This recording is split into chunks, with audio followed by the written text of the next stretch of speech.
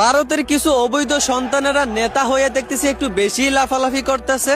যদি হিন্দুরা মাঠে নামে এই মুসলিমদের বাংলাদেশে পালাতে হবে, কেউ এখানে থাকতে পারবে না। কি বলছেন? আপনারা হিন্দুরা এক হলে সব মুসলমান পালিয়ে যেতে বাধ্য হবে বাংলাদেশে? হ্যাঁ, আপনাদের যোগ্যতা এতটুকুই। তাহলে শুনেন, আমরা মুসলমানরা যদি একবার এক হয়ে মাঠে নামি, তাহলে আপনাদের মতো অবৈধ সন্তানদেরকে শুধু ভারত আর বাংলাদেশ নয়, এই পুরো পৃথিবী ছাড়া করব। আমরা মুসলমান, আমরা শান্ত থাকি, তবে দুর্বল না। আমরা কারো গায়ে আঘাত করি না, শুধু গায়ে আঘাত আসলে প্রতিবাদ করি। আমরা ছাড় দেই, তবে ছেড়ে দেই না। আরে ভাই, আমাদের বাংলাদেশ তো মুসলমানের দেশ, এই দেশেও তো হিন্দুরা বসবাস করে। কই, আমরা তো তাদের গায়ে কোনোদিন আঘাত করি নাই, তাদের সঙ্গে ঝগড়া বাঁধাই নাই, তাদের উপর কোনোদিন অন্যায় অবিচার করি নাই। তাহলে তোরা কেন ভারতে আমাদের মুসলিম ভাইদের উপর অত্যাচার অন্যায় অবিচার করতাছস? কেন এত লাফাইতাছস?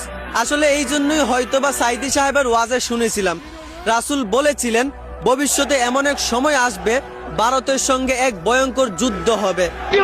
ভারতের সঙ্গে একটা যুদ্ধ হবে, রাসূল বলেছে হিন্দুস্তানের সঙ্গে একটা লড়াই হবে।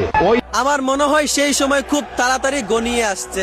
কি মুসলমান রেডি আছেন তো, নাকি বয়ে কাপুরুষের মতো পালিয়ে যাবেন? ভুলে যায়েন না, বদরের যুদ্ধে মাত্র 313 জন সাহাবী বিনা অস্ত্রে 1000-এর অধিক মুশরিকদের সঙ্গে যুদ্ধ করে বিজয় লাভ করেছিল। তাদের হাতে কিন্তু অনেক অস্ত্র ছিল। সেই মুসলিম আমরা, আমাদের কোনো শঙ্কা লাগে না, কোনো অস্ত্র লাগে না, কারণ মুসলমানদের সঙ্গে আছেন স্বয়ং আল্লাহ। আর আল্লাহ যাদের সঙ্গে আছেন, তাদেরকে কোনো বেঈমান পরাজিত করতে পারবে না। অতএব রেডি হন, আবারও মাঠে নামতে হবে, আবারও মুসলমানের বিজয়ের পতাকা উড়াতে হবে। কি রেডি আছেন তো? এই প্রস্তুত আছেন তো ইনশাআল্লাহ? এই জীবন কয়টা, মাথার উপর কল্লা কয়টা?